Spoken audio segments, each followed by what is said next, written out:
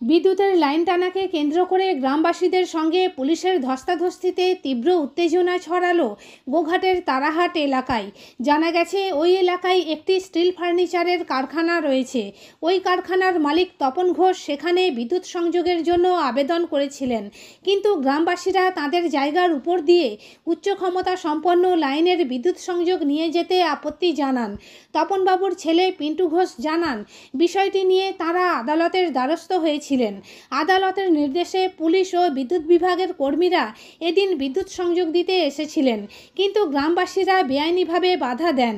Police গ্রামবাসীদেরকে সেখান থেকে সরিয়ে দেওয়ার চেষ্টা করে, তখনই পুলিশের সঙ্গে গ্রামবাসীদের ধস্তাধস্তি হয়। এখন শুনুন এ বিষয়ে গ্রামবাসী এবং ওই কারখানার মালিকের ছেলে পিন্টু ঘোষ কি জানালেন।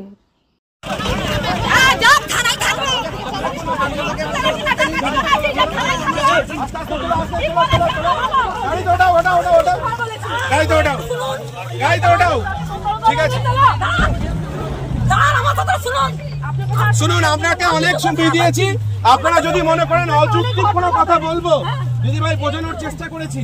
পুলিশ অনেক পেশেন্স দেখাচ্ছে আপনাদেরকে, আপনারা পুলিশকে উল্টে ধস্তাধস্তি করছেন। হ্যাঁ করছেন। আপনারা কি মনে করেছে বলুন, আপনারা কি মনে করেছে?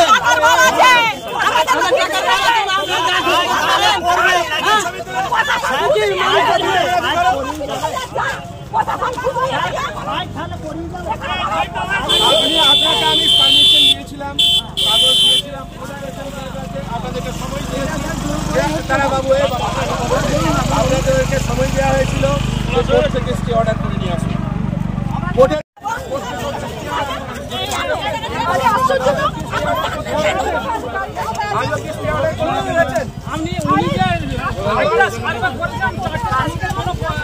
আরে বাবা, সেটা তো আপনি এখানে দাঁড়িয়ে কেন বলছেন? আপনি কেন কোর্টে আপনি কোর্টে কেন কমপ্লেইন করলেন? আমাদের ফাইল করে টাকা দিও না জি আপনি হোল্ড দেন হবে আপনারা মানতে রাজি। আমাদের জীবনগুলো এত নষ্ট হবে বলুন, উতাকা টাকা বিল লালো। আমরা গরিব মানুষ, তাহলে আপনাদের এটা কি উচিত বলুন? না ওটা থাকলো আমরা কথা দিচ্ছি, এই তার ধরে ঠিক আছে আমাদের জীবনটা দেবো, জীবনটা মেনে নেবেন তো আপনারা। জীবন তো কি হয়েছে আপনাদের আমরা হাত দিচ্ছি, ছাড়বো না, না ছাড়বো না মানে ছাড়বো না। কি করবেন চলুন, থানাকে নিয়ে চলুন, দেখি আপনাদের কত জোর। আমাদের জীবনে কত কষ্ট হচ্ছে, আমাদের জীবনে কত কষ্ট হচ্ছে, তার জন্য পুলিশের সঙ্গে লড়াই করছি। আমাদের জীবনের ভয় নাই, আপনারা গলার টাকা দিয়েছে।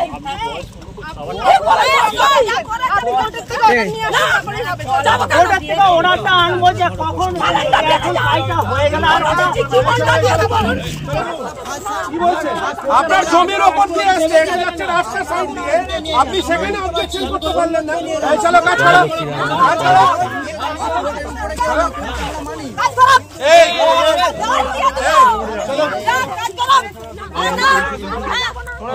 এই চলো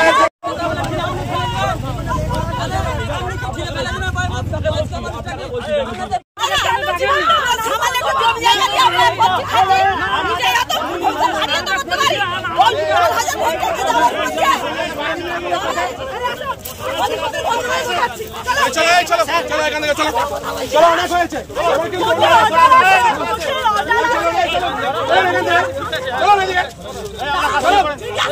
কাজ করো, কই কাজ আছো?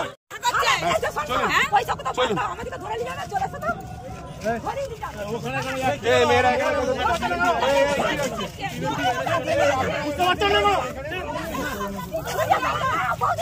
কোথায় আছো?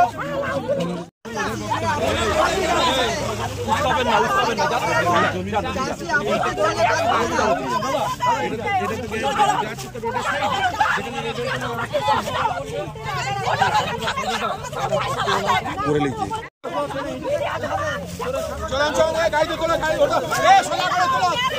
হাতগুলো কি আছে? হাতটা সোজা করে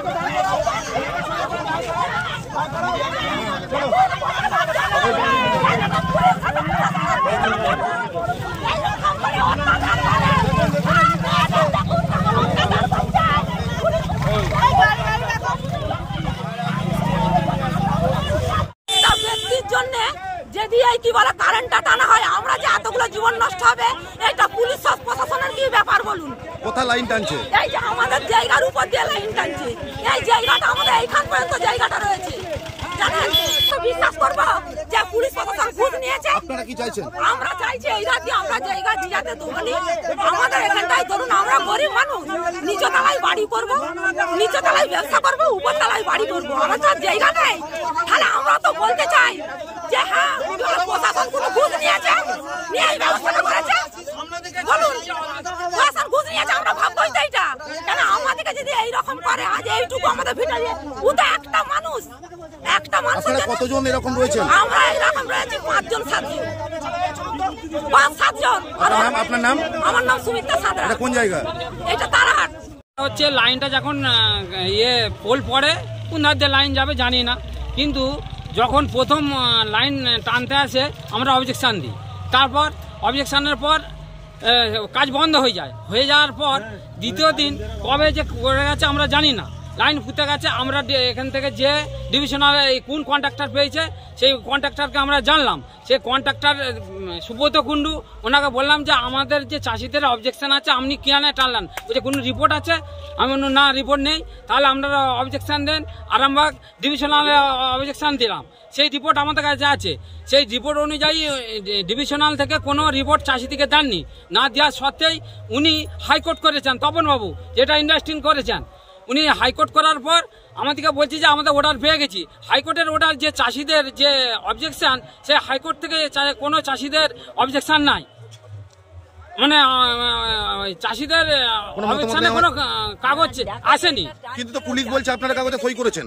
পুলিশ আমাদেরকে এমন ভাবে প্রশাসন করছেন, অফিসে যে থানা, আপনি থানায় কেন ডাকছেন? গুরুপদ গায়েন স্থানীয় এই তারান মৌজারই বাসিন্দা আমি।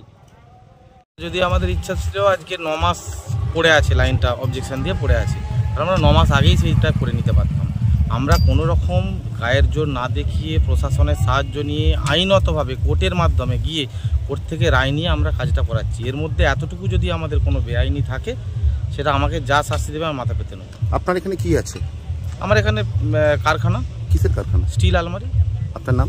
আমার নাম পিন্টু ঘোষ। যারা অভিযোগ করছে তাদের এখানে কি আছে?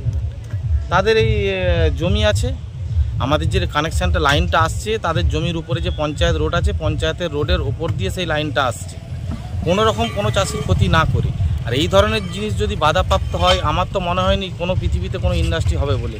কোনো না কোনো জায়গার উপর দিয়ে তো যাবে, আমরা কোনো মালিকানা জায়গার উপর দিয়ে লাইন আনিনি। নিউনুর সোফা সেন্টার, এখানে সমস্ত রকম সোফা পাইকারি ও রিটেলে বিক্রয় করা হয়। সমস্ত সোফা নিজস্ব কারখানায় তৈরি করা হয়। প্রোপাইটার হানিফ হোসেন খাঁ ও রুহুল হোসেন খাঁ, বড়ডোঙ্গল হাটতলা সিনেমা হলের সন্নিকটে, হুগলি। যোগাযোগ 7797170093 এবং 9382003105।